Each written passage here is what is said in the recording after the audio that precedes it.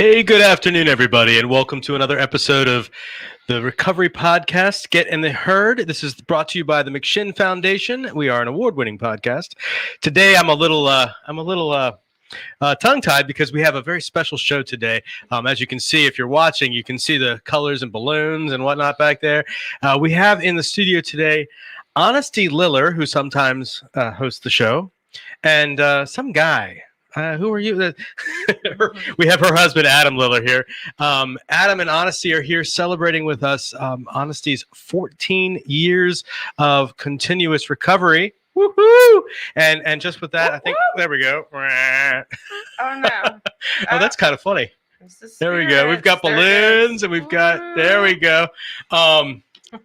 Welcome to the show, guys, and glad to have you here. Congratulations on 14 years. That's really, really amazing. I know the two of you met early on in recovery. I know that you just celebrated 11 years married.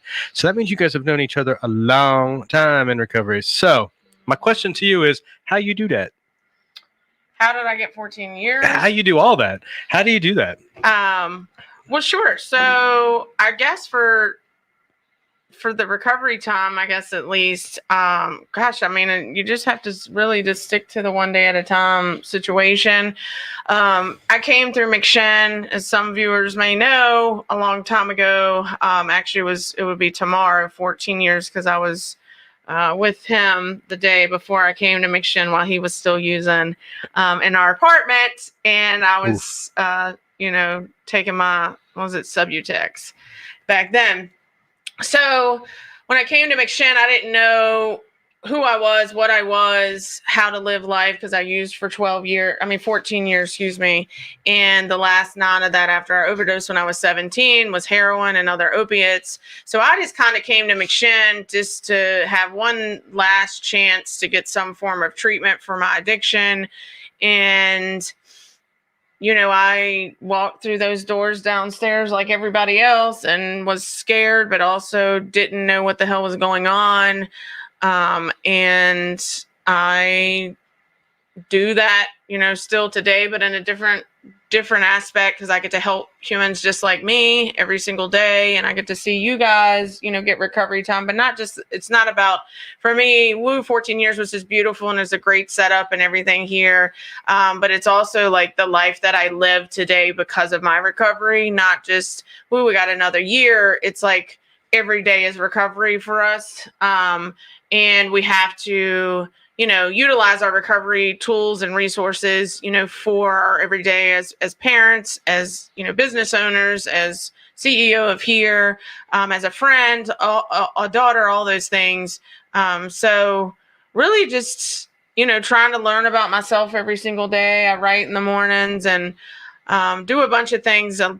Exercising is a huge part of my recovery now, but so yeah, and it just turned to 14 years after walking through the McShin Foundation's doors. I mean, it's a lot of damn work. I'm not, It's not just McShin, save me. And I've just not used since then. It's a lot of inner work. Like I was talking about last night, like working on your soul and, working on your heart and learning how to heal yourself. And thank you, Joey. And, just learning to be the human that you're supposed to be, or not even necessarily what you're supposed to be, but like learning how to be, someone to give back to other humans that don't know about recovery, or just people that are out in the community, and that's my job, but I feel like it is my mission and my purpose in life to do so. And that's what I try to do every day. That's awesome.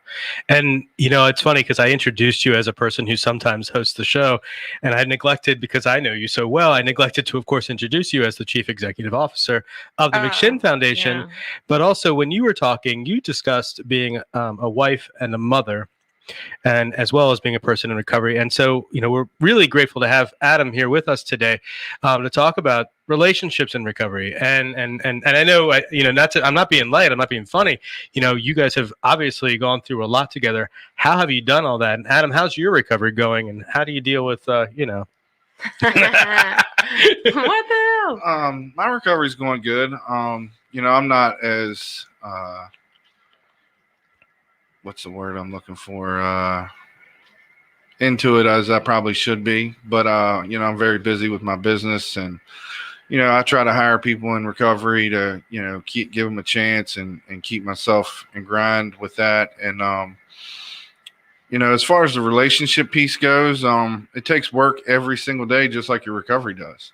You got to do something, whether it be, I lack sometimes in doing chores around the house, like doing the dishes or doing laundry or, stuff like that. And then I'll catch myself and be like, I need to pick up the slack and try to do something or, but it's just the little things that you take for granted that, like, she's been out of town a lot recently. Yeah. So it's like when she's out of town, I got to do all that stuff. And on top of taking Wyatt to baseball practice or, a baseball game. And then it's like, you get home and it's like, oh man, I got to do the dishes. I got to do the laundry. And it's like, you don't realize that she's doing all that stuff on top of work and everything else. And, so when she's gone, it's like, man, I need to really pick up and help out around here and do other things. But it's just the same thing as your recovery. You really have to focus on it and not let it get out of hand or get too far away, and stay in the moment and do stuff every day. Now you have a 19-year-old and how old is Wyatt? 11. So you have an 11-year-old. He should be doing some dishes at the house too. He does. Yeah. We have a dishwasher, so it's not like dishes. I've got 2 dishwashers right here, left and right. No, I'm joking, but you have kids at the house. I know that first year of college, is that correct? Mm-hmm. For the oldest. How does that make you feel to be a person in recovery and see the blessings of recovery now going from your generation to the next generation? Sure. For both of you. Old. No, absolutely not me. Because I know that's the first thought everybody would say, old. And I don't feel old, like, whatsoever, to be honest with you. I enjoy feeling the way that I feel as a woman, as a mom. But, I guess, like, with Destiny, she's 19. So her story is, I had her in active addiction. I had her when I was using. And I used my whole pregnancy with her, and she was born, in withdrawal from heroin. So she had a pretty rough life until she was about 5, because we met when she was 4. And then we ended up, we'll get to, I guess, assume how we met. But, and then, we used for like a year. But since she's been 4, Adam's been in her life and been her father. Because our biological father, we don't even, I guess he's in jail or prison. I don't even know. But we don't even really talk about that, to be honest, because Adam's, her father in our eyes and in our household. But so I tell people all the time, the hardest thing in my life is being someone's parent, is hands down being his partner, but also being, a human's, I like to call it, real model, because we keep it real in our house. And, we've had our ups and downs with her, but she's a good kid. She's in college. She's got a full-time job at a daycare. She's doing summer college. She's got 5 classes. We've had some issues, throughout, her teenage life. But none really where it's major. She's been raised here. She used to come here when she was little for years when I got her back. So I lived in McShin for 5 months, and then I started working here. So she was here when she was 5 years old until she hadn't really been around since COVID, but in and out once she got your driver's license, she lives her own life, really. Yeah. Same thing in recovery. When you get your driver's license back, right. Zoom.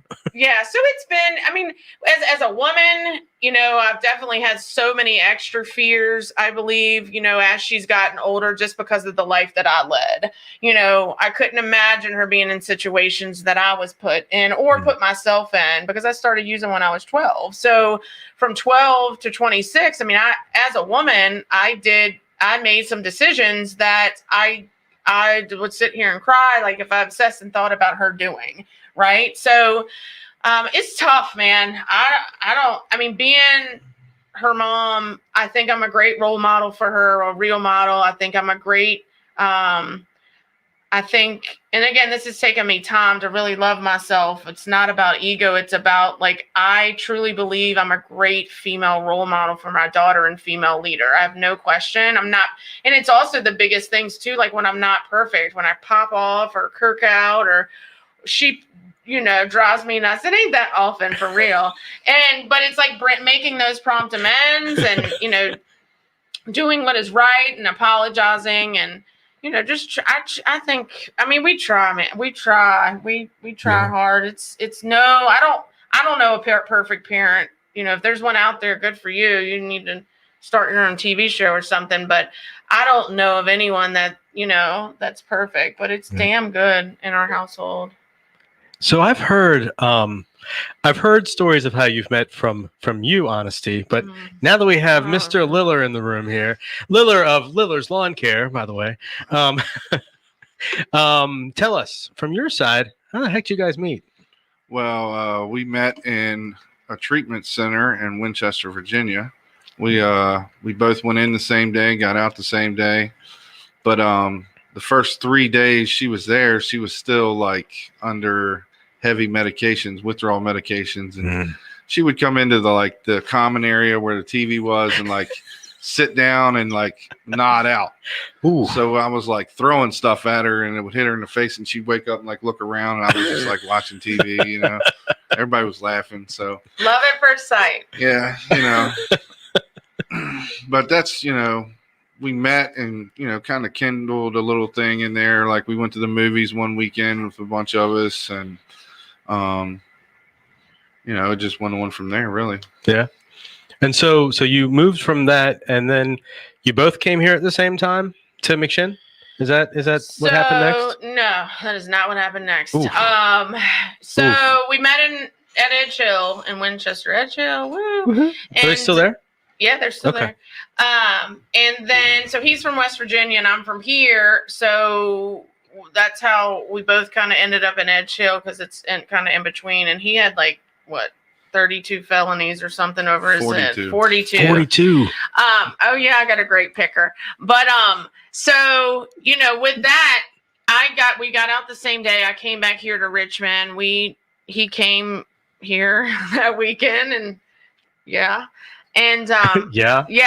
And from there, he was living in Winchester for a while in a sober home in an Oxford house or something because he had to because of court. So we were going back and forth for 2 months or something. So I did everything I was supposed to do. They handed me a sheet of paper, go to meetings, get a sponsor, do all that stuff. So I did all that. And then he wanted to move in with me and get a job closer to here to Richmond because we were in love and all that, that fresh love, young love. I mean, we were young. I was 26. You were 24-ish. So we were young. Yeah, I'm a cougar. Woo. He likes to call me that too. A year and a half, actually. So wait, you're older? Yeah. I didn't know that. I know. Oh, wow. So anyway, so he moved in with me against my sponsor's advice. Oof, tough piece. Or suggestion, yeah. So we were in recovery for about 2 months maybe or something, if that. And I have a different version because I was hot. So we both started using kind of behind each other's backs. And then you were literally having me roll you blunts while I was on pretrial for 42 felony charges. Right. But that was we were going knowing that I couldn't smoke any weed. I know, but that was we really, maybe it was a month or a few, maybe it's 2 weeks. So maybe 2 weeks. Again, but you did forget that part of it. It's been a long it. time. All right, whatever. So it's been 2 weeks. And he would roll me up some big old blunts and I'd smoke it right in front of him because I was a great girlfriend. And, but I always did ask, is it okay? And you're like, sure, I'd roll the best blunts. So he did that. And then when he got off of papers, then we started using. Well, he used with one of his friends, and then I started taking a bunch of pills with the company that I was with. They sold pills, and not the company, but the employees. And then it was within days we were doing heroin. And we did that for about a year. And my story was the hardest, most worst, if that's even a right terminology, year of my whole 14 years of using. The stuff that I did to Destiny, my daughter, and the stuff that we did to our families, just the lies after lie after lie, and to get money or whatever. And the things I did to Destiny were horrible. Just, I wasn't a mother to her. We definitely put her in very dangerous situations. We committed a lot of felonies with her in the car. Because when you're addicted to opiates, as a lot of people know, I didn't care about her sitting in the backseat. I was dope sick and going through withdrawal, and I needed drugs. So we did a lot of things that year that I've worked through. I can't speak for him, but I've worked through all of that, and it's made me who I am. So, I'm good with it. But then we came to McShin. So we were evicted from our apartment, and we were just kind of there for a couple months. Was still really weird and random. They never came to get us. We had like several eviction notice, and no cop came. It was like 2 or 3 months. It was crazy. Yeah. We sold practically everything in our apartment for dope. And then we, my stepmom, my mom knows John, and I came here to meet with him, and I was like, okay, maybe not. I wasn't really, John wasn't really my thing when I was using. And I ended up coming back like a day later or something, and he came too. So we both kind of came together, and the next day he could get like $30 or something from his aunt, like this last ditch, so he said I could get money. And I knew we were going to have some surprises today. They're all going to come in here. So. Hey, everybody's saying happy anniversary.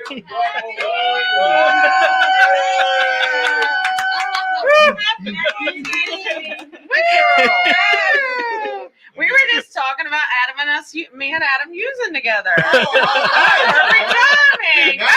you get to celebrate together. Yeah. Wait a second, really quick while he's here. We were actually talking about how I came into McShin and Adam came into McShin. Would you like to tell the audience what John said to you? Oh, jump off a bridge.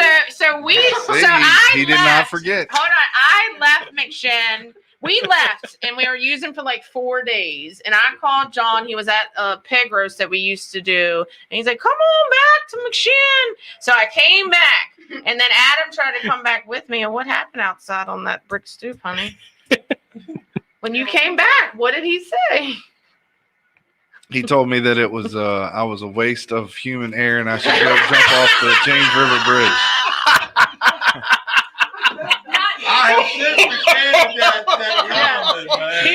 Man. No, because he was saying on that. Yeah. His point. I love y'all. Oh, no. I mean, it worked. His point was, let me, honesty, live, and you go away and do your own thing, so honesty has a chance to recover. It's Point just well taken. right. And we did, and I broke up with him on the stoop of Smith House. You clearly didn't jump off a bridge. He did not do that. And he went to, we broke up, and he went to a recovery. Well, he went to this apartment that said they were recovery. Well, we're not going to name names. I'm going to let y'all have that. All right. Thank you. Thank you very much. Told you there'd be surprises. Oh, cool. Jury's still out. Yeah. Anyway, so he went to another place, and we broke up for a while, about 4 months or something. We hooked up, but we were broke up in those 4 months. So it wasn't a break. It was a Ross and Rachel break, I guess that's what you call it. And then we slowly started dating, about 4 months in recovery, and doing what normal people like, go to dinner and dates and stuff like that. Yeah, that's my version. I did stay in a recovery house for a year because my sponsor recommended that. Mm-hmm. So yeah. So how did you like that? it was good. The second one I got into was like, I had my own room, my own TV, cable TV. Mm-hmm. I could stay out 3 nights a week, stay in, have a night, somebody stay in 3 nights a week. And it was cheap. Well, let's talk afterwards. Mm-hmm. Only thing is, it was down on Findall Avenue. So it was, With the own room part. Anyway, no. So you guys have been married now 11 years, right? Mm-hmm. So, and you now have a family and obviously a house and a new kitchen, by the way. Congratulations on this. I know it was stressful for a while there, that kitchen issue. Talk about what is it like day to day, being in recovery and being in a relationship and now having a few 24 hours now between that last using, actually the getting up and the being present for your family. I know you've had some recent issues with your parents. What is that like, to be able to do that these days? What is your everyday today? You go first. Do what? What's your day to day? What's your day-to-day life like now that in recovery and you've got a few 24 hours behind your I back? get up. I like to drink my coffee and watch the morning news, and then I'm off to work. Off to work. Yeah. You mentioned at the beginning of the show that you work with individuals in recovery, new to recovery. You're often grabbing participants here from McShin, and I'm guessing from elsewhere. Why do you do that? It keeps me in my recovery and keeps me present as well. But just to be able to give them a chance and give them a safe work environment, because a lot of construction jobs and stuff like that there is drug use going on. And, for somebody in early recovery or somebody that has a bad background, that might be your only option is to try to find a construction job.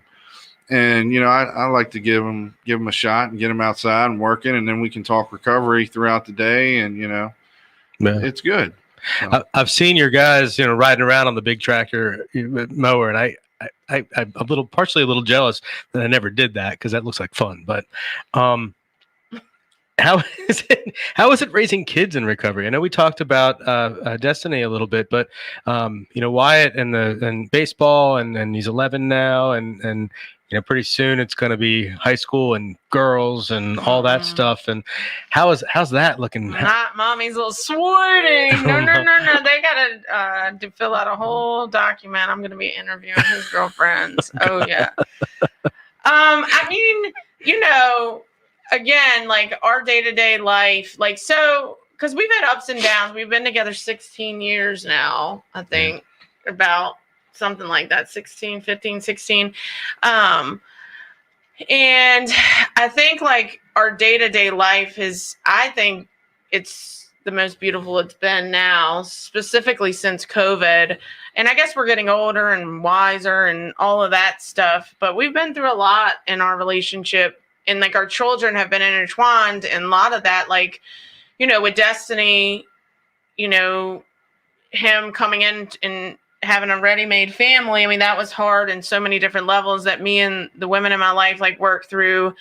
And then when we had Wyatt, we were baby newcomer. We were like 2 years in recovery, barely 2 years. And I got pregnant with Wyatt, and then we got married right after Wyatt. And then life just kind of life. So, like today though, like being 40, being a mom, CEO, small business owner, all the cool stuff that I have because of recovery, we get to instill a knowledge into our children, I think, of, spiritual principles of recovery, how to handle situations in their lives, how to talk about their feelings. That's the biggest thing I think, that I try to work on with our children is like when they're going through or when he's crying or like something goes on, not him, but Wyatt, like something goes on with him. It's like, what's really going on? Not just suck that stuff up and, move forward and be a man. I mean, there's some instances we need to when he's,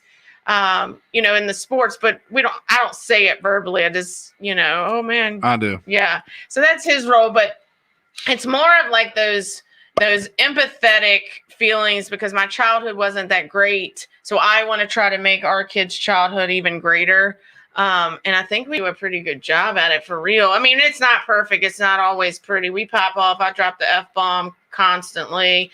Well, I think that we call that authentic around here. We're authentic. We're authentic. We keep it real, but I think I'm way worse here with the cussing. On my ride home last night, I was like, gosh, I cussed so much. And it's way worse in this building. It is just so much different at home. I don't not as much at all cuss at home. But anyway, which cussing, I mean, pray for me. I don't really know what to tell you if you're judging me on that. But I think the biggest thing on our day-to-day life is living life. Like, I know we have the monotony of like having to go to work and I don't even want to use the word getting to go to work, the privilege of owning, like when he came to me with his dream of owning his own company, like he's an electrician by trade, right? So he's been an electrician. He went to school when we were dating, like all of that.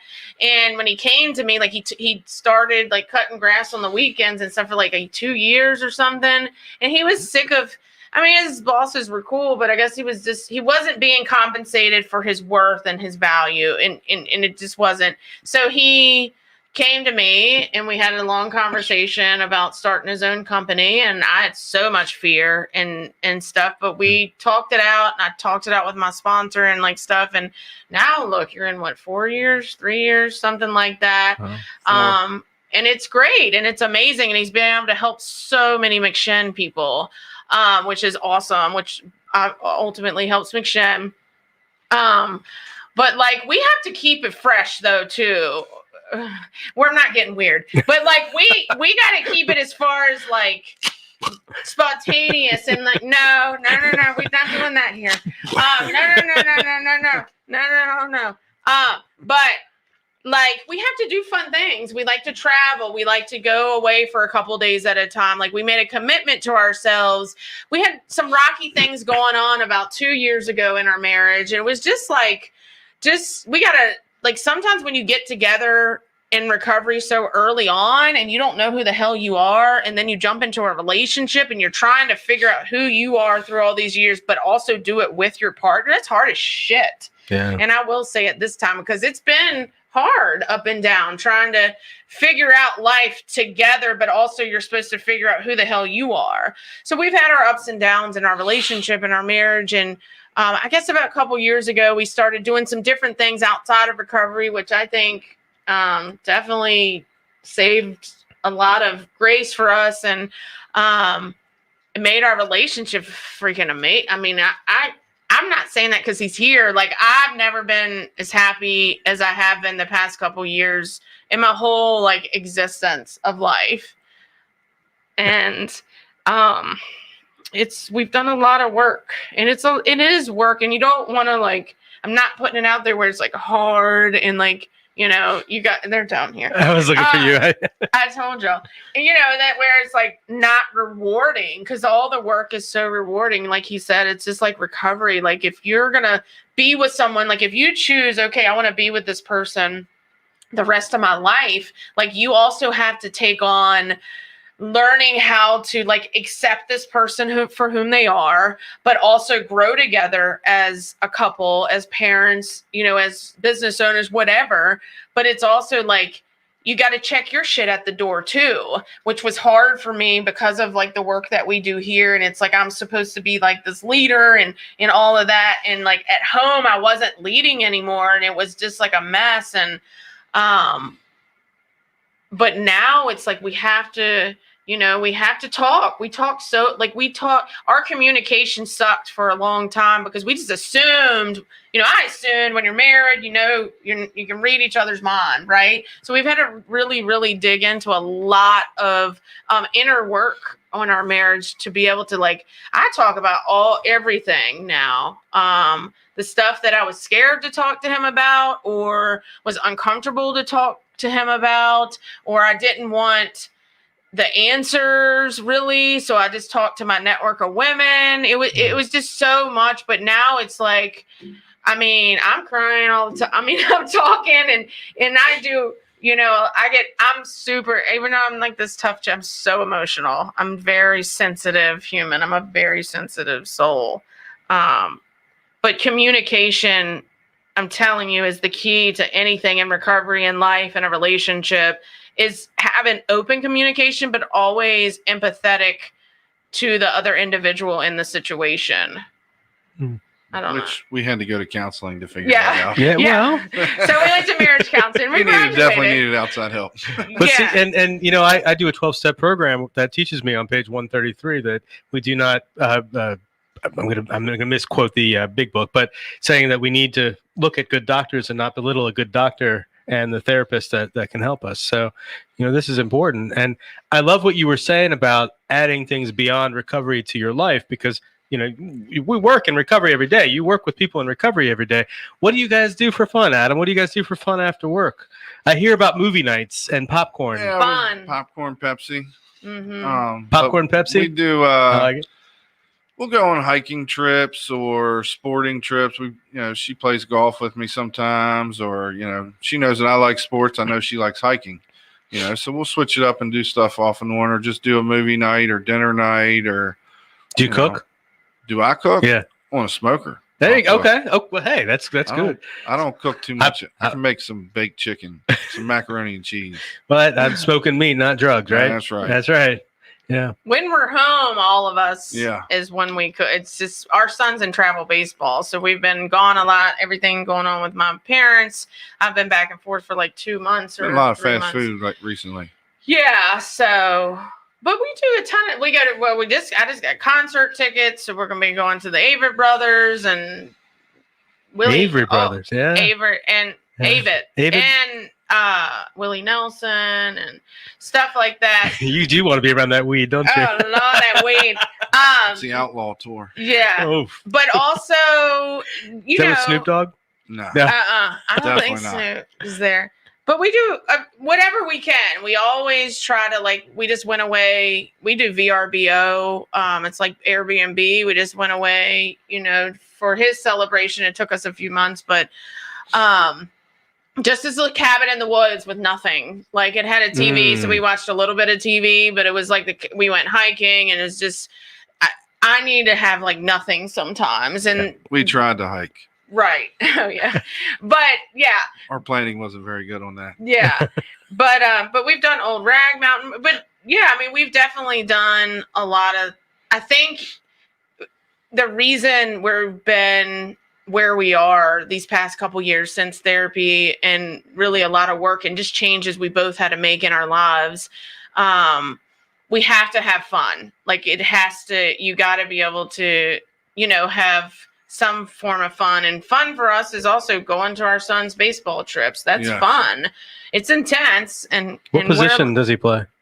Center field. Center field? Okay. Mm-hmm. But he can play every position. Yeah, really. he's Utility pretty player. talented. That's awesome. And then the beach and all that, but also some nights just sitting on the couch eating ice cream, not doing anything. Watching Wheel of Fortune and We're a Wheel of Fortune Jeopardy family. We are, and I don't think, people think it's just for older, and it's not. That is our highlight of our day, that I love Wheel of Fortune. I've applied 3 times, Wheel of Fortune, thrice here, David, and I still haven't been accepted. I would love to go on Wheel of Fortune, so if anyone knows how to get me there, please let me know. I love that you just great quoted at it. David, by the way. Oh, look at my whole thing. My best of Bob Thrice. Cratchit. I know it's David. my favorite show. Literally my favorite show.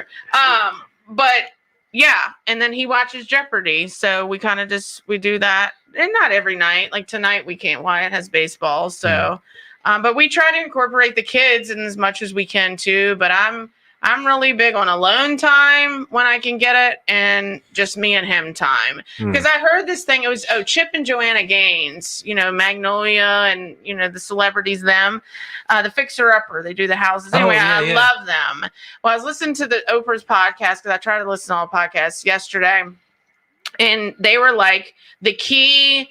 They have 5 kids. The key to their whole entire existence, in order for them to have the company, have the children, everything, is their marriage, hands down.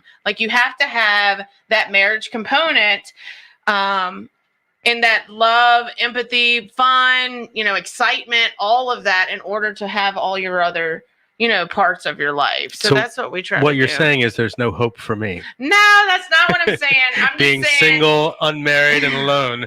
There's no hope is what you're saying. You're Oh, boy. That just means your business better be very successful. Yeah. You have no distractions. No, you gotta get some cats, Nathan.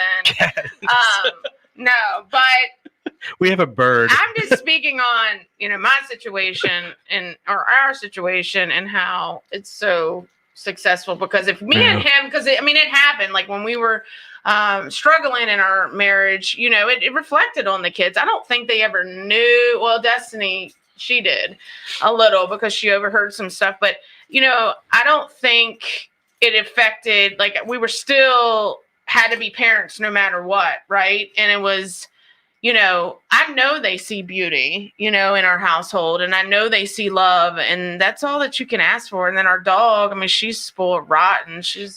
You spoil her too. Don't try it.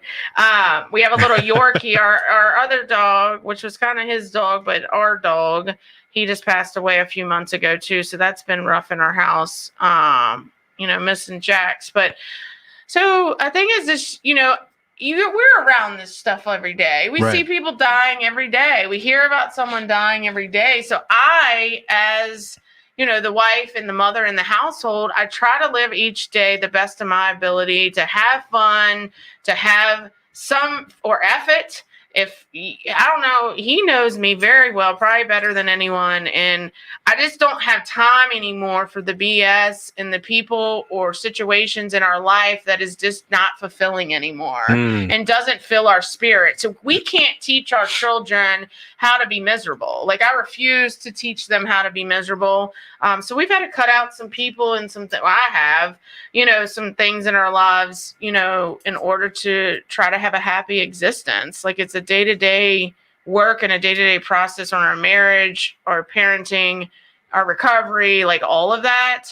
But it's also, we're pretty authentic people, both of us. It's not just me. He's authentic too. And I just don't feel like I don't feel like the gods or whatever put Adam and I in Ed Show at the same time for no reason. Like, I truly feel we're making a purpose and making a mission out of our life to help those in recovery, but also raise the next generation of good humans. Yeah. Well, I have to, as a person who came through McShin, there's now alumni and works here, and as a brand new participant walking in the door, and you were CEO, 3 years ago when I got here, seeing you and listening to you, and seeing that the words and the actions match is pretty powerful. And I think that's really with all the staff around here.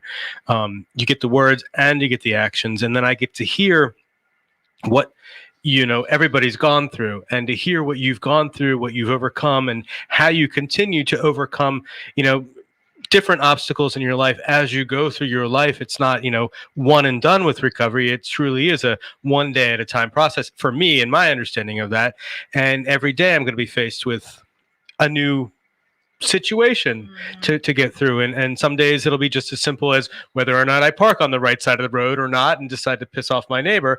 But some days it's going to be something as traumatic as dealing with my dad having COVID, or my mom fell off a horse and broke her arm. It's funny because she's okay now, but it was not so funny at the time.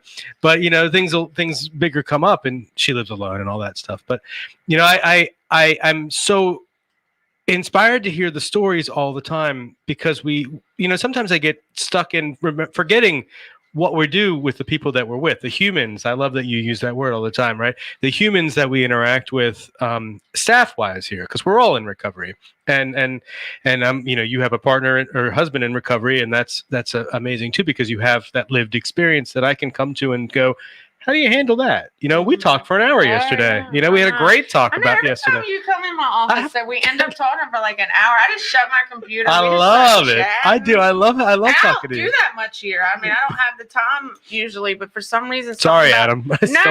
It's something about Nathan. I don't know what. Nothing. I learned from else. you. I learned so much from you. And also Nathan shuts the door behind. Well, I did yesterday because I wanted to make sure that nobody heard what I was talking about. But going to some questions up here. Jamie Baker has, what has been the biggest motivator for you over the years?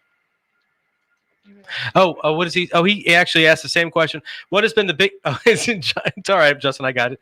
What has been the biggest motivational factor besides staying clean and sober to keep you on a continued path of growth? Thank you, Jamie. Growth in your recovery. I mean, man, just living the dream every single day. Like, I mean, we don't have a ton. Our house is a little rancher. Like, I mean, I can speak for me. I love everything that we have, material and, the spirituality piece. So like what keeps me growing every single day and grounded is like appreciating the life that I have. I shared last night where me and him were the night before, I came to McShin, or 2 nights before I came to McShin, or whatever. It was a horrible existence. It was disgusting. So, I think for me also is exercise is a huge part of my recovery. Running, exercise, being able to be strong. And I'm not like the super buff. I mean, I'm kind of buff, but not like the super buff lady. But I love that. That is a huge part of my recovery. And it's for my mental illness as well. It's like I really like and enjoy the factor of like exercising and taking care of my body and eating healthy and stuff are huge ones. And just seeing our kids do the stuff that they like to do, and, our son is amazing, like in baseball, and Destiny like helps people and helps her friends and works at a daycare. I mean, it's beautiful. Nice. What do you do? I would say my biggest motivator would be family and kids. It's like just being present every day and being able to let them do the things that they want to do with, no questions asked. When I was growing up, like playing travel ball was by far not even an option. Yeah. Like I wouldn't even ask for that because I knew even at 10 years old, like, yeah, that's not an option. But for them to be able to do whatever they want and, to be able to participate and be present. And for that, there's like using drugs is not an option at all. And I know that because if I use drugs, then everything falls apart. And it's like, it's not fair to me, my wife, or my kids to do something like that and take away from them having the things that they want to do in their life, Yeah. So. Yeah. I mean, using is an option for me. I know, just seeing everyone here every day and stuff, like I know I can go use. I truly believe, like he said, like, not just letting them do what they can. Well, what we can afford. Let's take that back. What we can afford, because there's some things that we can't do. But, it's like, why not? I don't know. I'm just really big on like, why not try to live the best life that you possibly can on this planet? Like our world is nuts right now, amongst not just the addiction, just in general. So I think, as partners in life, like I want to be those old people sitting on our porch with our grandkids in the rocking chair. I love freaking Wheel of Fortune. Like I love. It'll still be Vanna stuff. White and Pat Sajak in 50 gosh. years too. It'll still be there. I know. Well, just their heads on a robot. But and it's just like I think it's more of like waking up every day and like I do these devotions and I write every morning and then I walk my dog. I do have my coffee too. And then I exercise pretty much every day. And then I come here. But, it's like not just like what human can I help today, but how can I help myself to become a better woman or wife or daughter? And like this up here, helps me, tremendously, like when we're going through stuff, or like if he says something I don't like now I bite my tongue for the most part, depending on the situation, depending if I'm hangry. If I'm hangry, you better look out. But like for the most part, recovery has taught me in our therapy and just everything in our relationship the past couple of years has taught me like, let shit go.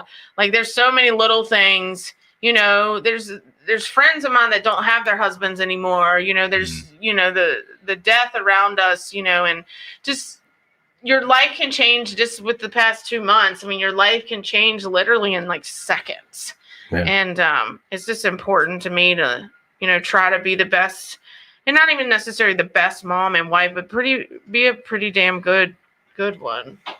Yeah. They're pretty good. She's okay. She's okay. So what are you gonna do? Oh, look, Jamie says RSTLNE. I know, mother Arthur. I want to go there so bad. I've sent 3 videos from 3 different emails.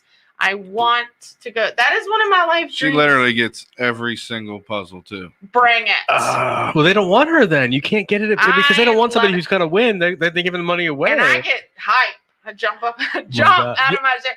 You as a guest would be hilarious. Oh I would God. Watch the show again. I haven't seen the show since I was a kid. Oh, I watch it all the time. And some of them guys are lame. Actually, I don't even have TV, like regular cable. I would. I don't want yeah. regular cable, but he makes me keep it for the sports. Well, I don't blame you. Yeah. That's another whole. That's another whole. Where do we go from here? Where do we go from here?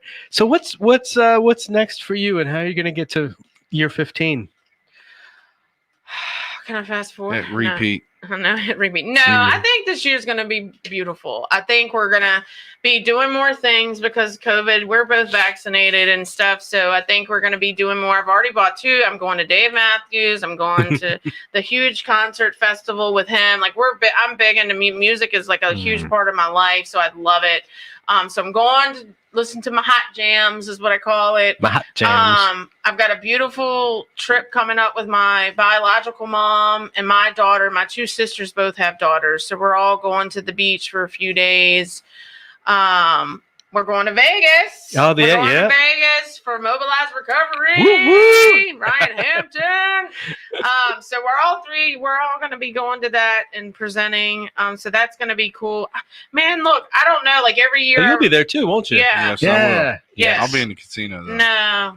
Yeah. I don't know what he's doing, but we'll, I think also, I think the biggest thing is just doing what we do every day, and keep learning. And I think there's going to be some other things, going on, hopefully finished and something on the horizon for me that hopefully will benefit our family. So I love all the vague. yeah. When we get to the Westgate, which is where the conference, the Westgate is the hotel in Vegas. There's a statue of Elvis, and I forgot to take a picture of myself with that statue. Do it with you. So yeah, we got to take pictures of ourselves with Elvis. Because Elvis, I guess, performed there. And Barry Manilow has a show there. Now, he didn't have it last year when I was there because of COVID. We should try to do a show if we have time. We got to see what we got to do. I want to see Barry Manilow. I'm not a Barry. I just think it would be a fun show. I want to do outside stuff like Hoover Dam. He wants to do the Grand I didn't get to do that last year. No, I missed it. Oh, we should do that. We should definitely do that. Yeah. They have a zip line that goes across the Grand Canyon. Do they really? I want to do that glass thing too. There's a glass skywalk. Yeah. Yep. Yeah. Well, I'll do all that. It's all at the same place. Yeah. And somebody did a helicopter ride around Same place. which is I'm expensive. never getting in a helicopter. Oh, I do. I've been in once. Absolutely not. No. You won't do it either? No. I've been in once, but I don't remember because I was knocked out. Especially together, like, even flying together is still risk, both of us. But we're not doing a helicopter. But I'll do the other stuff. So, yeah. You know what I did? You know what I got to do? That shirt is giving me. That is horrible. I can't see. It must be your right shirt. You'll get a hackler every now and then. I like the shirt. Heckler. Yeah, it's Kevin. Do you still attend meetings? And I don't attend as many meetings anymore. Nope, I don't. I do what I can. And it's not just necessarily because my life is busy, because I don't like using that anymore. I used that for years as an excuse because it was busy, but my life is fulfilled, and I fulfill my recovery in many different ways. But I just still do 12-step with other things. I just don't really go to that many meetings, but I do want to start going back up now that they're open. Yeah, that's funny. I have been talking to some people in my network, and I recently had lunch with a woman in my network on Sunday, and was expressing that I don't have much of a life outside of this, and yada yada yada. And wouldn't you know, that evening she volunteered me to the I forget what we call it, the intergroup for all. I was like, and I'm like, yes, of course I'm going to do it. So now voluntold. So be careful what you wish for, because you might, I'm looking forward to it. Yeah, I mean, I wouldn't be here without finding McShin and 12-step and, but my recovery's just evolved a little bit now, and I'm in a groove on what I'm doing, and I work on myself every day, and I do a lot of other things for my recovery now too, and I have a connection with all of my girls that are in recovery, and so yeah. That's awesome. Katie, what did Katie say? You are definitely an inspiration. Honesty, I love you. We miss and you. I'm thankful you came into my life with the purple heart too. I like the purple.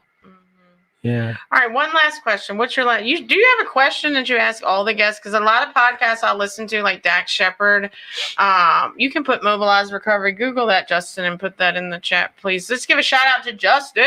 Justin.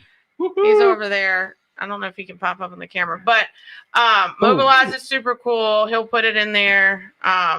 But do you have like a tag question you ask everyone? Usually I say, what the heck are you doing here? No. No, at the end. At the end? You should come up with a question this year that you ask every guest. I do. Like, who's your favorite or like, I don't know. Well, Stop talking so he can talk. I'm not Dax Shepard. Well, I'm just saying. I don't know. But I do like, and I took your suggestion yesterday. I haven't listened. We'll talk afterwards, but I found like 15,000 things, and I'm like, which one is the actual one? And then they were all 4-minute flips, and I'm like, well, this isn't helpful. But to answer your question, for the longest time, I used to ask, what are you grateful for? And it's funny because I thought about that yesterday. I'd gotten away from that, and I haven't asked that question in forever.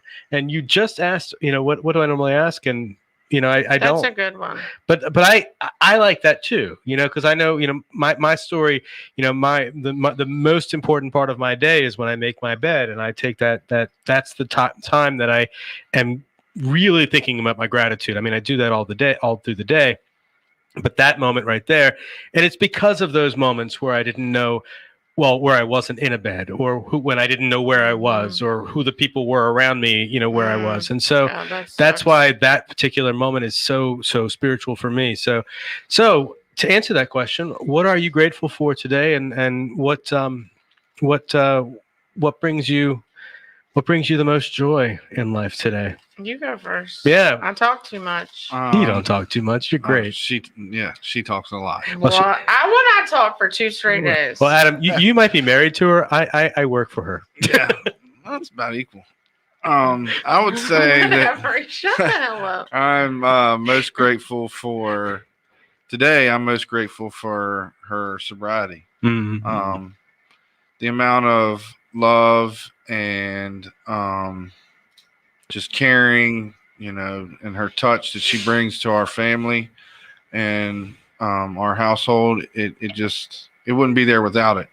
And without her recovery, it wouldn't be there at all anyway. So, she does do a lot of work on herself and all that, and I see it, and it shows in our household. So that's the thing I'm most grateful for today. Aww. I love you. I love you too. I guess I'm just grateful to be alive. Like, I'm grateful for my recovery. I'm grateful for, I live in gratitude. It's not just like I do 10 things every morning. I do write it actually, what I'm grateful for, but it's also like being able to be present in this conversation, and being able to be present in our family, in our home, because really, like, going to meetings and all of that is cool. And like coming here and working and having a career because of I have a career because of my heroin addiction. I mean, let's get real. Yeah. But like being at home with the humans that know me the best and, loving and wanting to go home. I know that sounds weird, but that's what I'm super grateful for, because if I didn't have recovery, I wouldn't even imagine. I told John this. I came in, I walked in today, went right to his office. Well, I had to use the restroom first. Went right to his office after and gave him, I said, will you hug me? And I just thanked him for opening McShin all those years ago. Because I know, he's super humble. Well, we don't know if you would have died. He's just because he's John. But I know I wouldn't be alive. I would not be alive today if McShin wasn't here and opened the doors as soon as I needed it. And now we have the most amazing life. Again, it's not, no one's life is, but I can't even say it's not, it's the life that's perfect for us. I like that. Mm-hmm. I like how you phrase. I love that. I love what you just said right there. It's a life that is perfect for us. Yeah. Drop the mic. Drop the mic.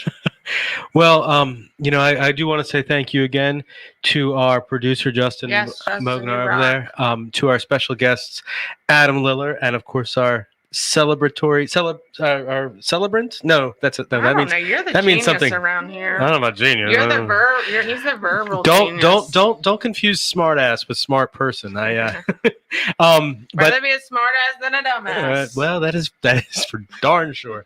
All right, he's got to go to his work. Yeah, I know they he's cut got their arms chainsaws off. and stuff. So anyway, Yeah. I'm grateful for my guests, for all of y'all today. Grateful for everybody watching. Have a good weekend. We will see you next Tuesday. Next Tuesday is June 1st, and we are going to have a discussion about. I love the pink balloons going in front. I love it. It's so cool. Well, actually, and so June is Pride Month, and complete coincidence. We our first guests are going to be discussing LGBTQIA plus housing in recovery. Awesome.